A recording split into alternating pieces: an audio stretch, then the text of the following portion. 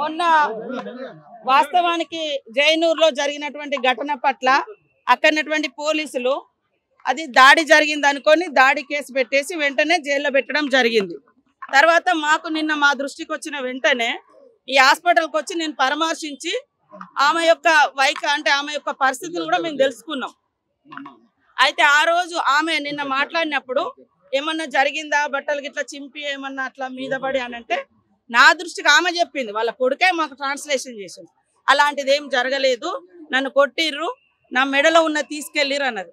ఒకవేళ అట్లాంటిది కూడా జరగవచ్చేమో అని మేము వెంటనే పోలీసులను కూడా ఆ యాంగిల్లో కూడా రేప్ జరిగిందేమో ఆ యాంగిల్లో కూడా మీరు కేసు పెట్టండి, అట్లనే వెంటనే టెస్టులు చేయండి అని కూడా నిన్న ఈ హాస్పిటల్లో చెప్పిపోయాను.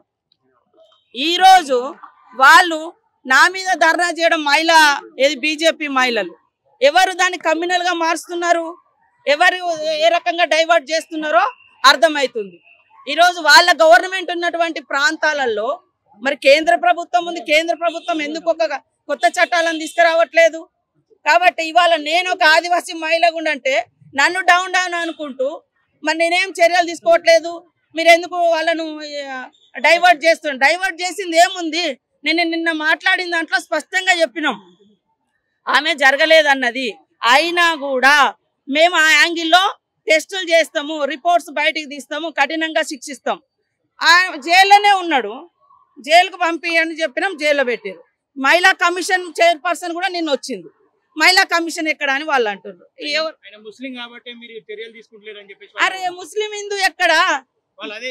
అదే అంటే మరి చర్యలు అంటే ఇంకా జైలు కంటే ఇంకే జైల్లో పెడతాము, దానికి ఒక విచారణ ఉంటది, జరగాలి కదా. మరి వెంటనే ఉరి తీయాలంటే కూడా రేపు అసలు ఆ కేసు ఏంది? ఆమె నిన్న వచ్చింది అంటే మొన్న వచ్చింది స్పృహలోకి, వచ్చిన తర్వాత విషయం బయటకు వచ్చింది. మరి అప్పటిదప్పుడు అంటే జైలు ఉరి తీయాలంటే మరి మనకు కూడా చట్టాలు పర్మిట్ చేయాలి కదా, అది కూడా ఆలోచించాలి కదా. వాళ్ళు మాట్లాడే తీరులో ఏదో మేము లొల్లి పెట్టినాం అన్నట్టే కానీ అందులో ఏమైనా అర్థం ఉంటే మీరే మీడియా సోదరులు చూపించండి. ఒక ఆదివాసీ బిడ్డగా నేను కూడా ఉన్నా, నువ్వు ఆమెకు అన్యాయం చేయలేదు, నువ్వు డౌన్ అంటే నాకు తెలిసిన వెంటనే నిన్న వచ్చిన తాత్కాలికంగా వాళ్ళకి రిలీఫ్ చేతు ఖర్చులకు ఇచ్చినవి వాళ్ళు ఐటీడీ అవి కూడా ఇవ్వద్దు, ఎందుకు ఇస్తారు? డైవర్ట్ చేస్తారు. డైవర్ట్ చేయడానికి ఏముంది?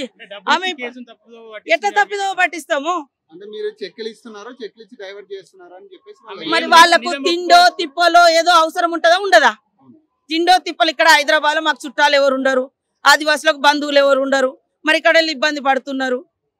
ఇవాళ నిన్న ఒక నాయకుడు మాట్లాడింది కాబట్టి దాన్ని వాళ్ళు స్ట్రెంథన్ చేసుకోవడం. మేము అత్యాచారం జరిగితే కూడా వదిలిపెట్టేది లేదు, ఆ యాంగిల్లో కూడా కేసు ఉంటది, అంతే తప్ప ఇట్లాంటి ఇదైతే కరెక్ట్ కాదు.